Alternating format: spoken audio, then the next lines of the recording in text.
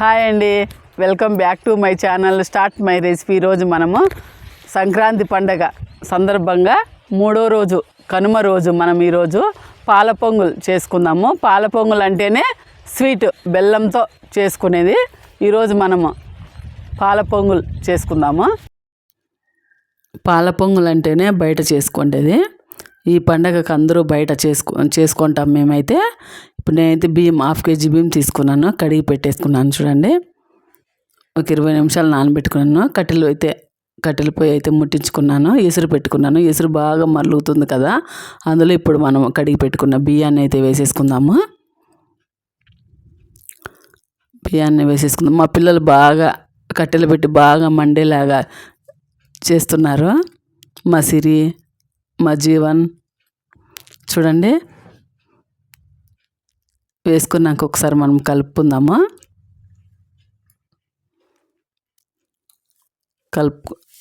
కలుపుకున్నాం కదా. చూడండి, ఇప్పుడు మనము పెసరపప్పు గ్లాసు తీసుకుని అయితే అందులో వేసేసుకుందాము. కొద్దిగా బియ్యం ఉడికినాక పెసరపప్పు వేసుకోవడం వల్ల 2 సమానంగా మెత్తగా ఉడుకుతాయి. ఫస్ట్ మనం పెసరపప్పు వేసుకున్నామంటే బియ్యం అయితే ఉడకడం వల్ల, అందుకే నేను ఫస్ట్ బియ్యం ఉడికినాక పెసరపప్పు అయితే వేసేసుకున్నాను.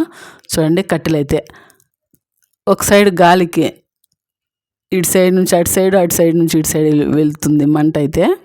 చూడ, మా అమ్మాయి సిరి అయితే కట్టెల దగ్గరే, పొయ్యి దగ్గరే ఉండి అటు సైడు ఇటు సైడు పెడుతూనే ఉంది. కట్టెలు బయట కదా. చూడండి, నేను కానీ కట్టెలు పెడుతున్నాను. మా అమ్మాయి మళ్ళీ 2సారి చూస్తూ ఉంది ఉడికిందేమో అనేసి.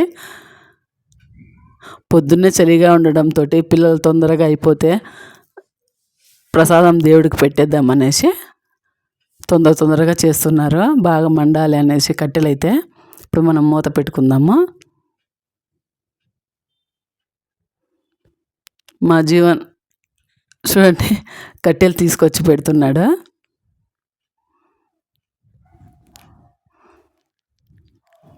పిల్లలు బాగా పని అయితే చేస్తున్నారు ఇద్దరు పాల పొంగల్కి సంబంధించి. ఈ పండుగ, ఈ పాల పొంగల్ అనేది ఆడబిడ్డలతో చేయించడం వల్ల చాలా మంచి జరుగుతుంది అనేసి మా అమ్మాయి దగ్గర నేనైతే చేయిస్తున్నాను. చూడండి, కలుపుతుంది బాగా.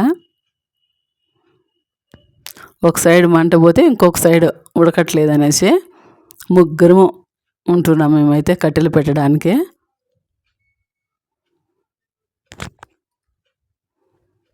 చూడండి, నేను చూస్తున్నాను. మీరు బయట చేసుకున్నట్లయితే ఎలా చేశారనేది కామెంట్ అయితే పెట్టండి. ఇప్పుడు మా అమ్మాయి పాలు పోస్తుంది. పాల పొంగులు అంటేనే పాలు చేసుకోవాలి కదా, అందుకే పాలు అయితే పోస్తుంది. పాలు పోసాం కదా, ఇప్పుడు బెల్లం అయితే వేస్తున్నాను. చూడండి, నేనైతే 1/2 kg బెల్లం తీసుకున్నాను. మెత్తగా చేసి బెల్లం అయితే ఉండలు లేకుండా వేస్తున్నాను. ఇలా మనకు ముద్దగా రావాలి కాబట్టి నేనైతే కట్టెతో, చూడండి, మనం ముద్ద ఇంట్లో చేసుకుంటాం కదా, దానికి యూజ్ చేస్తాం కదా కట్టె, ఆ కట్టెతో కలుపుకుంటున్నాను నేనైతే. మేమైతే దాన్ని అయితే ముద్దలు చేసే కట్టె అంటాము. చూడండి, బాగా కలుపుకుంటాను నేను. బియ్యం ఒక సైడు బ్యాళ్ళు ఉడకకుండా అలా కాకుండా ఈ కట్టెతో కలపడం వల్ల మెత్తగా ఇదా ఉంటుంది. ఇప్పుడు మనం మూత పెట్టుకొని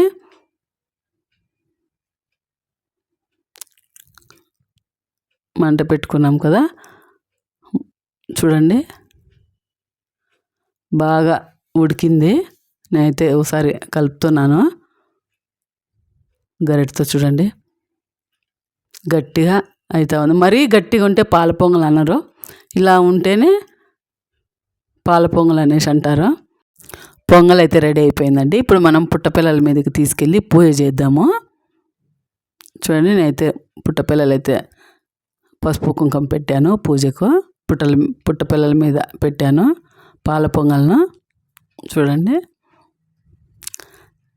బాగా వచ్చింది కదా. ఇప్పుడు మనము పసుపు కుంకుమ పెట్టుకొని, ఈ కొబ్బరికాయ అమ్మాయి కొట్టడం చాలా బాగుంటుంది అనేసి అమ్మాయి దగ్గర కొట్టిపిస్తుంది నేను. ఈ పండుగ అయితే మా పిల్లలతో జరుపుకోవడం చాలా హ్యాపీగా ఉంది మాకైతే. చూడండి, మా అమ్మాయి కొడతా ఉంది. నేనైతే కడ్డీలు దేవుడి కాడ పెట్టడానికి పెడుతున్నాను. చూడండి అయితే కడ్డీలు తిప్పి పూజ చేస్తున్నాను. పసుపు కుంకుమ పెట్టి దేవుడికి బాగా ఈ సంవత్సరం బాగుండాలనేసి మొక్కుకొని అయితే కడ్డీలు పెడుతున్నాను.